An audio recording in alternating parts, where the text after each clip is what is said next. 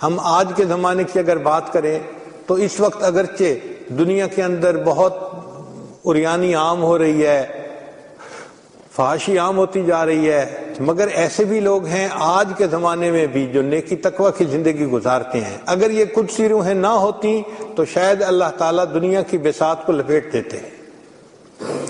ہم اپنے بعض قریبی لوگوں کے حال احوال دیکھتے ہیں تو حیرانی ہوتی ہے کہ ایفرٹس کرنے والے کیسی کیسی ایفرٹس کرتے ہیں۔ ہمارے قریبی ساتھی ہیں، انہوں نے شکاگو سے میڈیکل سائنسز میں ڈگری حاصل کی، مجھے فون کیا کہ جی میں چاہتا ہوں کہ میں دین پڑھوں اور دین کو بھی اپنے ساتھ لے کے چلوں۔ ہم نے کہا بہت اچھا، اس کے لیے آپ کو تقریباً 3-4 سال ٹائم فارغ کرنا پڑے گا۔ انہوں نے اپنے ڈین سے بات کی، اس کو کہا کہ جی یہ میرا ریکارڈ ہے اب تک کا اور میں چاہتا ہوں کہ میں ریسرچ ورک کروں۔ ڈین نے پوچھا کیسا؟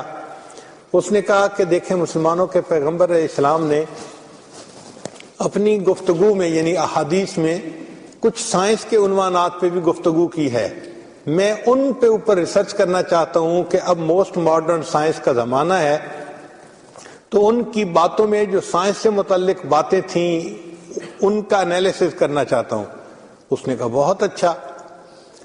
چنانچہ ڈین نے کہا کہ آپ کو ہم 4 سال کے لیے فارغ کر دیتے ہیں اور آپ 4 سال کے بعد جب آئیں گے تو یہیں سے آپ آگے اپنا کام سٹارٹ کر سکیں گے۔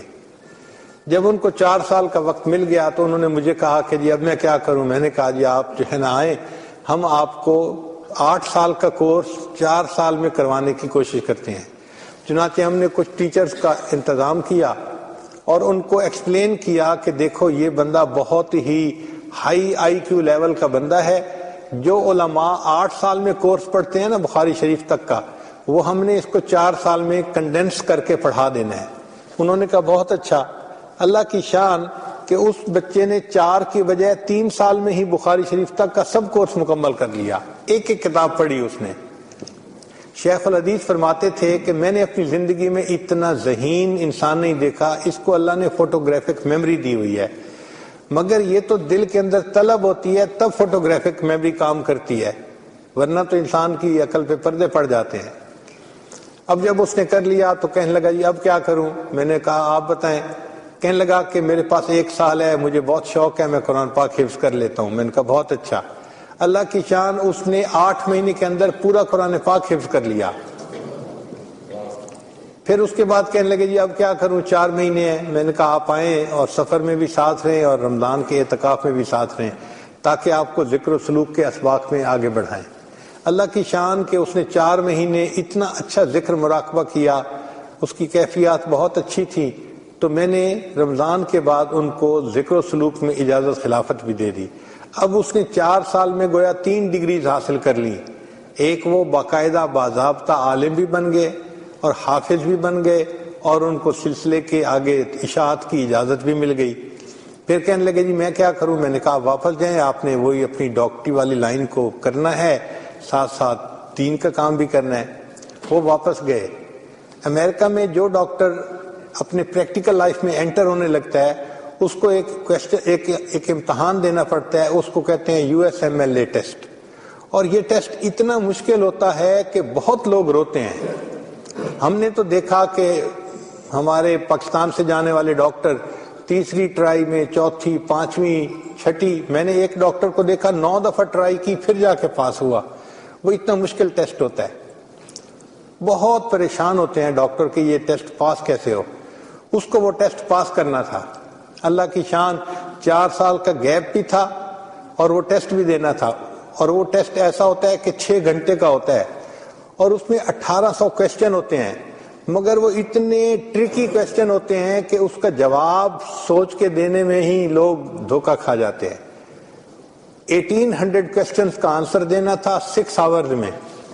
اس بچے نے، آپ حیران ہوں گے کہ 6 گھنٹے کا وہ ٹیسٹ دیا، and he made a history کہ ان دی ہسٹری آف US کسی بندے نے ایسے جو ہے نا نمبر نہیں لیے تھے۔ اس نے 1800 میں سے 1800 مارکس لیے، یعنی US کے اندر یہ ایک ریکارڈ ہے کہ ایک مسلمان بچہ جس کی اوریجن بھی کسی باہر کے ملک سے تھی، اس نے U S M L E test میں 1800 میں سے 1800 مارکس لیے۔ جیسے ہی رزلٹ اناؤنس ہوا تو جو ملک کے بڑے بڑے 3 ہاسپٹل تھے انہوں نے اس کو فرسٹ جاب کا جو ہے نا وہ آفر کر دی، چنانچہ اس کو فرسٹ جاب ملی $2.5 لاکھ۔ اس پر اس کی جاب سٹارٹ ہوئی۔ اس وقت وہ بچہ ڈی این اے کے ذریعے کینسر کا علاج کرنا، اس کے اوپر ریسرچ کر رہا ہے۔ اب آپ ذرا غور کریں کہ نوجوان ہے اور امریکہ جیسے ملک میں رہ رہا ہے، وہاں پر گناہوں کے راستے پہ جانے میں کیا رکاوٹ ہے اس کے لیے؟ مگر اس نے دین بھی پڑھا، حفظ بھی کیا، ذکر و سلوک بھی سیکھا، وہ تہجد گزار بھی ہے، اور اس نے اپنی دنیا کی ذمہ داریوں کو بھی ساتھ پورا کیا۔ اور یہ نہیں کہ وہ فارغ بیٹھا ہوا ہے، بلکہ ایک ایسا ریسرچ ورک کر رہا ہے کہ جو دنیا میں اور کہیں نہیں ہو رہا۔ تو یہ لوگ ہمارے لیے قیامت کے دن ایک ریفرنس بن جائیں گے کہ بھئی اگر انہوں نے اسی ماحول میں رہتے ہوئے اتنا کچھ دین کے لیے کیا تھا تو تم نے کیوں نہ کیا؟ اور ہمارے پاس قیامت کے دن کوئی جواب نہیں ہوگا۔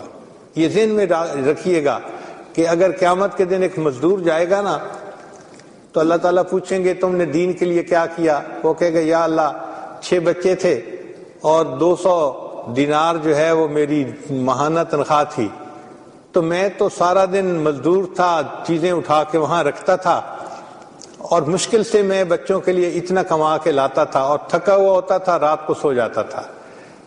تو اللہ تعالیٰ فرمائیں گے اچھا ٹھیک ہے، تم نے بچوں کو پالا، تم چلو جنت میں۔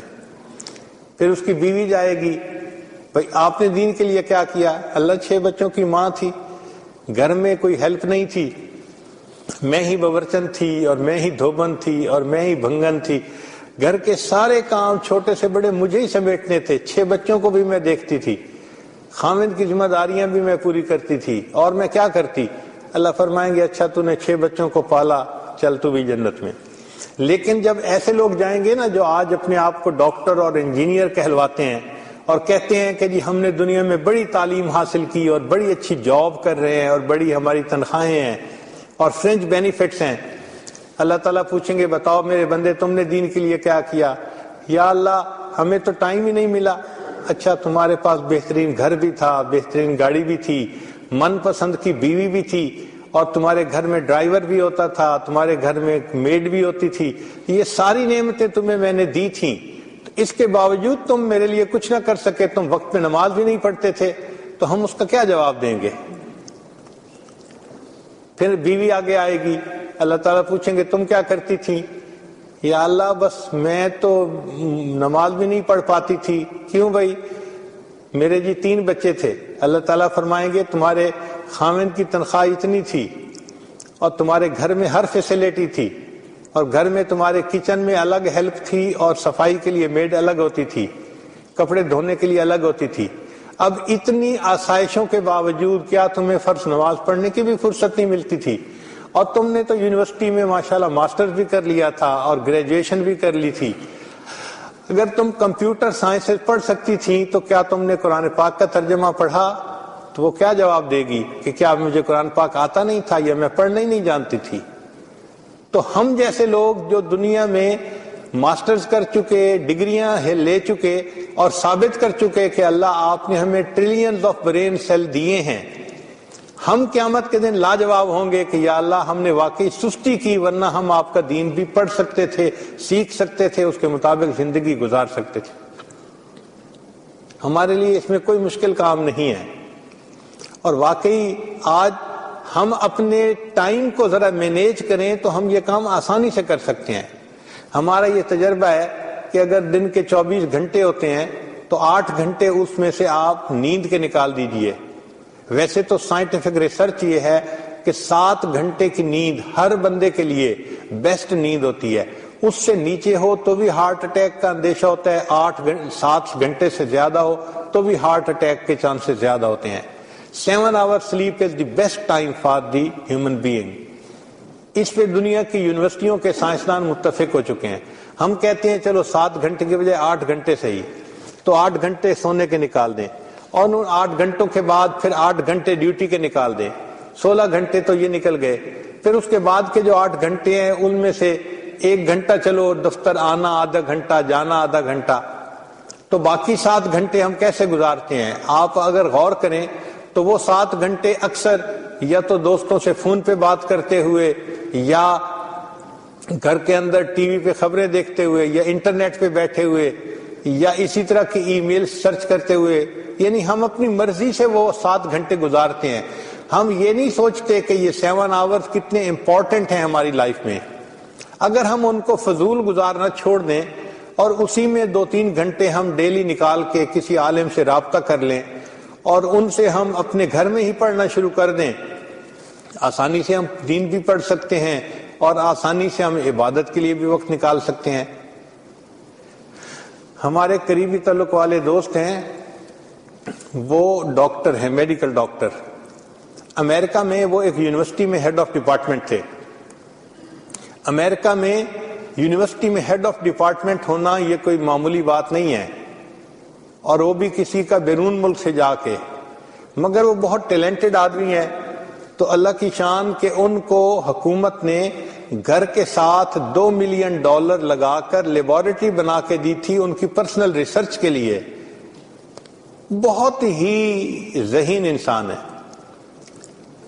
وہ مجھے بتانے لگے کہ میں کڈنی ٹرانسپلانٹ کرتا ہوں اور بسا اوقات مجھے 9 گھنٹے بھی لگ جاتے ہیں کڈنی ٹرانسپلانٹ میں، 9 آورز، اور مجھے 9 آورز بہت زیادہ توجہ سے کام کرنا پڑتا ہے۔ اور کہنے لگے کہ آج تک میری زندگی میں میری نماز کبھی قضا نہیں ہوئی۔ میں نے پوچھا کہ 9 گھنٹے آپریشن کے دوران کیا کرتے ہیں؟ کہنے لگے جی اس دوران بھی نماز پڑھتا ہوں۔ کیسے؟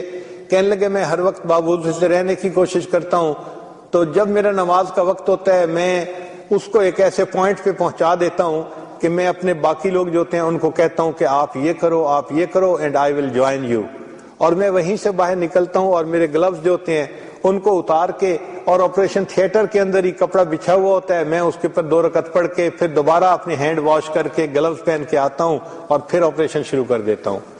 تو اگر ایک سرجن 9 گھنٹے کے آپریشن کے دوران اپنی نماز قضا نہیں ہونے دیتا، تو ہم لوگ اگر اپنے گھر میں ایئر کنڈیشن کمروں میں صوفوں پہ آرام سے بیٹھے چائے پی رہے ہوتے ہیں اور نمازیں قضا ہو جاتی ہیں، تو ہم قیامت کے دن کیا جواب دیں گے؟ اس لیے آج کے دن صرف اس پوائنٹ پہ سوچنا ہے کہ ہم اپنے ٹائم کو مینیج کیسے کریں، تاکہ ہم نعرہ تو لگاتے ہیں جی دین دنیا برابر برابر، مگر دین کو لے کے چلتے نہیں، ساتھ دنیا ہی چل رہی ہوتی ہے۔